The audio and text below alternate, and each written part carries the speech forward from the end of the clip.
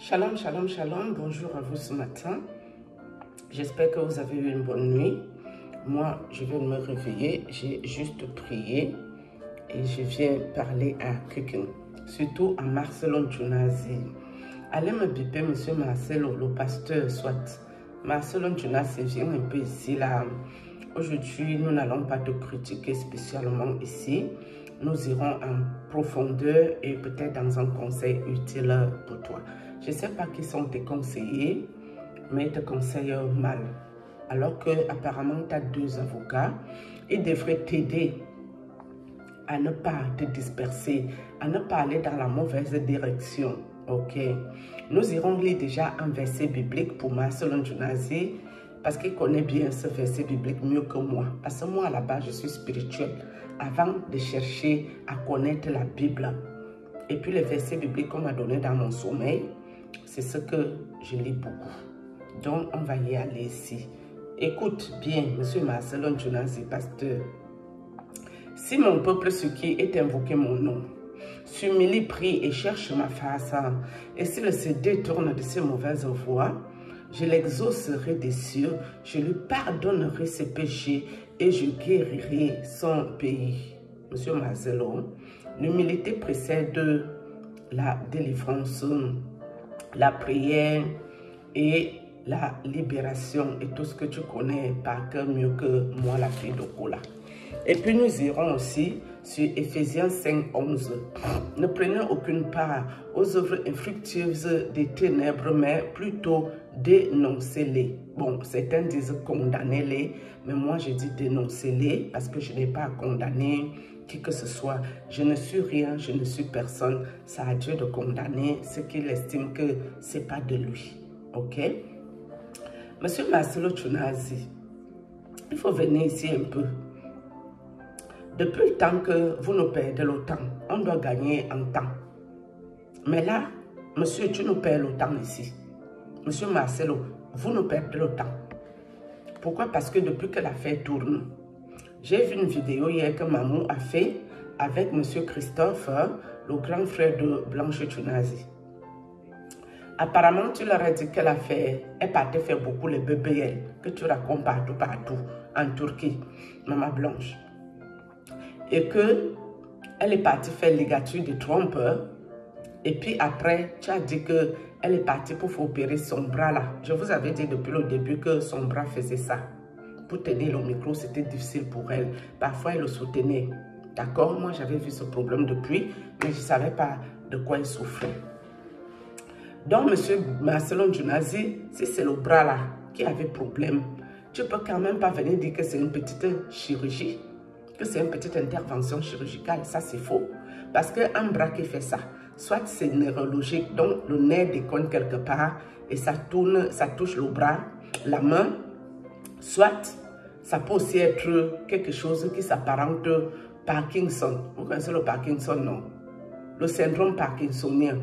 Mais sauf que le syndrome parkinsonien, ça ne s'opère pas à ma connaissance, sauf si j'ai oublié mes cours, les cours que j'ai pris dans le médical. Mais une chose est sûre, je sais que le Parkinson, ça ne se opère pas. Non, c'est des médicaments à vie. Et peut-être, je ne sais pas s'il faut faire de la kiné, la kinésithérapie pour ça, je n'en sais plus rien. J'ai oublié un peu mes cours là. Par contre, si c'est le nerf qui est bloqué quelque part, qui déconne, ce n'est pas une petite chirurgie. Parce que c'est très dangereux. Si on te rate, ton bras ne fonctionnera même plus. Et tu as même de fortes chances même que si on te rate même, tu peux laisser ta vie. Donc maintenant, je ne sais pas aussi comment ça se passe en Turquie. Parce que nous ici en France, en Europe ici, pour faire une chirurgie, tu dois faire des prises de sang. On doit déjà aller voir dans ton sang s'il y a des choses qui ne vont pas et tout. Mais je ne sais pas si quelqu'un est arrivé quelque part un jour et puis 2 jours plus tard, la personne est décédée ou un jour plus tard. Je ne sais pas si la personne a fait ses prises de sang avant d'avoir l'intervention chirurgicale. Je ne sais pas comment ça se passe en Turquie. Donc, monsieur Marcelo Djonazi, il faut te lever. Parce que quand tu envoies souvent les passages bibliques, les passages vite fait là, les shorts, tu les fais à partir de ta maison, assis sur une place. Donc, tu peux toujours aller t'asseoir à la place là, à ta maison. Tu poses ta caméra. Tu te renseignes bien chez tes conseillers, chez tes avocats. Ils te montrent un courrier que tu vas nous lire parce que tu aimes beaucoup la lecture. Tu vas nous lire pour nous expliquer les choses clairement. Si oui, Maman Blanche allait faire BBL ou chirurgie plastique, comme tu as dit de nombreuses fois, tu nous dis le nombre de fois qu'elle allait le faire. Tu nous dis la dernière intervention, c'était quoi réellement? Et à partir de quel moment ça s'est passé et elle a perdu sa vie. Tu nous dis le jour que toi tu es arrivé, une chose est sûre, vous étiez en Turquie. Ça, il n'y a pas de doute. Tu dis le jour que vous êtes arrivé, c'était quoi l'intervention chirurgicale? C'était quoi le problème? Et nous verrons que Maman Blanche même, c'est aussi un phénomène. Parce que tu ne peux pas laisser ta famille en difficulté et il n'y a aucun membre de ta famille qui est au courant que tu partais en Turquie faire les chirurgies, que ce soit plastique ou de l'ordre de la santé. Mais à partir même de quel moment vous venez d'habitude en Europe? Si ton épouse a un problème de santé, pourquoi vous allez en Turquie au fait? Pourquoi vous n'êtes pas revenu en Europe comme d'habitude? Aux États-Unis, je ne sais pas les pays que vous fréquentiez dans votre richesse là.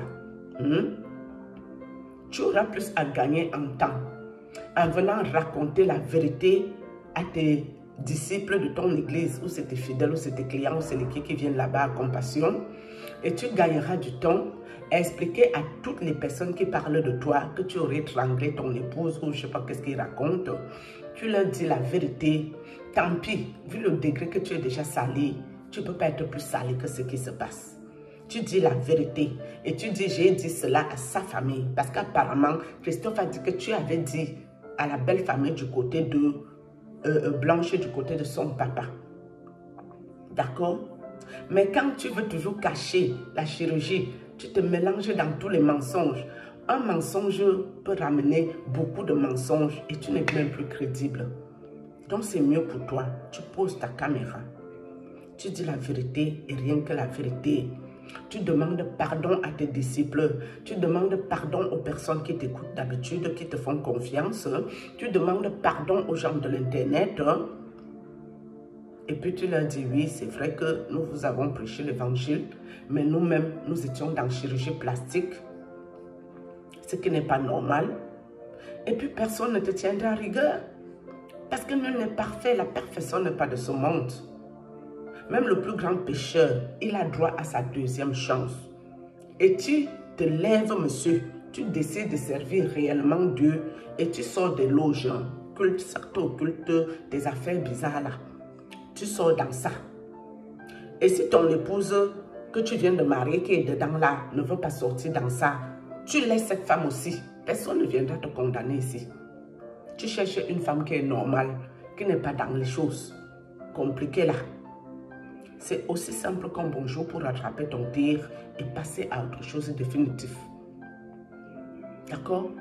Après, en ce qui concerne vos partages d'héritage, je ne sais pas c'est quoi votre problème si, mais vous allez au tribunal pour un partage d'héritage.